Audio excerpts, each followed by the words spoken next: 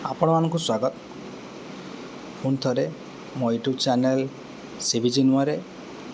ଆଜି ଆମେ ଆଉ ଗୋଟେ ଟପିକ୍ ଉପରେ କଥା ହେବା, ଯେଉଁ ଟପିକ୍ର ନାମ ହେଉଛି ଓଡ଼ିଶାର ମୋଷ୍ଟ ଡିମାଣ୍ଡେଡ୍ ଏବଂ awaited post assistant section officer in Odisha secretariat, ଯାହାକୁ OPSC ଏକ୍ଜାମ୍ କରାଏ। ତା'ର ଭ୍ୟାକେନ୍ସି କେବେ ଆସିବ ଆଉ କେତେ ଆସିବ ତା ବିଷୟରେ ଆଜି ଆଲୋଚନା କରିବା। ଫାଷ୍ଟ ଅଫ୍ ଅଲ୍ ମୁଁ ଆପଣମାନଙ୍କୁ ତା ବ୍ୟାକ୍ଗ୍ରାଉଣ୍ଡ ବିଷୟରେ ଟିକେ କହିବାକୁ ଚାହେଁ। ପୂର୍ବରୁ OPSC ASO 2021 ମସିହାରେ ଆସିଥିଲା, ଯାହାକି 796 ପୋଷ୍ଟ, ଯାହାର ରିକ୍ରୁଟମେଣ୍ଟ ଶେଷ ହୋଇଥିଲା 2024 ମସିହାରେ। 2021ରୁ 2025 ମଧ୍ୟରେ କୌଣସି ବି ଭ୍ୟାକେନ୍ସି ପୁଣି ଥରେ ଆସିନାହିଁ। ତ ଆଶା କରାଯାଉଛି ଏଇ ବର୍ଷ ଲାଷ୍ଟ କିମ୍ବା ଆର ବର୍ଷ ମାର୍ଚ୍ଚ ସୁଦ୍ଧା ଭ୍ୟାକେନ୍ସି ରିଲିଜ୍ ହେବ।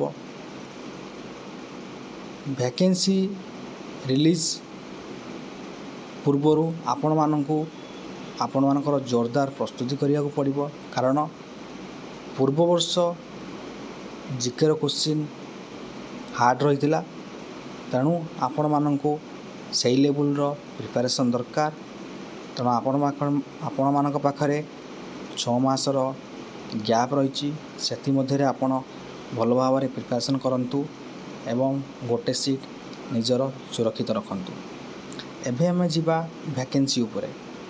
ଭ୍ୟାକେନ୍ସି ଆମର କେତେ ରହିବ, ଆପଣମାନଙ୍କୁ ଗୋଟେ ଟେବୁଲ୍ ଦେଖାଉଛି, ଯାହାକି 11/8/2025 ଅନୁସାରେ ଆମର ବର୍ତ୍ତମାନ ସୁଦ୍ଧା ଆସିଷ୍ଟାଣ୍ଟ ସେକ୍ସନ୍ ଅଫିସର 340ଟି ପୋଷ୍ଟ ଭ୍ୟାକେନ୍ସି ଅଛି ଏବଂ ସେକ୍ସନ୍ ଅଫିସରରେ ଆମର 365ଟି ଭ୍ୟାକେନ୍ସି ରହିଛି। ଏଥିପାଇଁ ମୁଁ ସେକ୍ସନ୍ ଅଫିସରର କଥା କହୁଛି, କାରଣ 365ଟି ସେକ୍ସନ୍ ଅଫିସର ଖାଲି ପଦକୁ 365 ଜଣ ଆସିଷ୍ଟାଣ୍ଟ ସେକ୍ସନ୍ ଅଫିସର ପୂରଣ କରିବେ, ଯାହାର କି ପ୍ରକ୍ରିୟା ଚାଲୁ ରହିଛି। ଗ୍ରେଡେସନ୍ ମଧ୍ୟ ସରିବାକୁ ଲାଗିଲାଣି।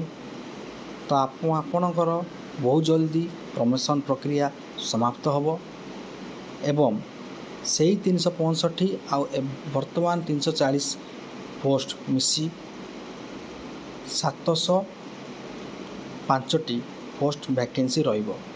ସେଥିମଧ୍ୟରୁ ଆପଣମାନେ ଆଶା କରନ୍ତୁ 500ରୁ 600+ ଭ୍ୟାକେନ୍ସି ଆପଣଙ୍କର ନିଶ୍ଚିନ୍ତ ଆସିବ। ତେଣୁ ଆପଣମାନେ ପ୍ରିପାରେସନ୍ ଆପଣମାନଙ୍କର ସୁଦୃଢ଼ ରଖିଥାନ୍ତୁ, ଯେମିତିକି ଆପଣ ଗୋଟେ ସିଟ୍ ନିଜର ସୁରକ୍ଷିତ ରଖିପାରିବେ। ଏତିକି ରହିଲା ଆଜିର ଟପିକ୍ର ଆଲୋଚନା। ଆଗାମୀ ଭିଡ଼ିଓରେ ଆମେ ଆଉ ଗୋଟେ ଟପିକ୍, ଆଉ ଗୋଟେ ସଠିକ୍ ଇନଫର୍ମେସନ୍ ଏକ୍ଜାମ୍ ରିଲେଟେଡ଼୍ ଆପଣମାନଙ୍କୁ ଭେଟିଦେବୁ। ଆପଣମାନେ ଆମ ସହିତ ଯୋଡ଼ି ରହିବା ପାଇଁ ଆମର ଚ୍ୟାନେଲ୍କୁ ସବସ୍କ୍ରାଇବ୍ କରନ୍ତୁ, ସେୟାର କରନ୍ତୁ, ଲାଇକ୍ ମଧ୍ୟ କରନ୍ତୁ। ରହିଲି, ଆଉ ଗୋଟେ ଭିଡ଼ିଓରେ ଦେଖା ହେବା। ଧନ୍ୟବାଦ।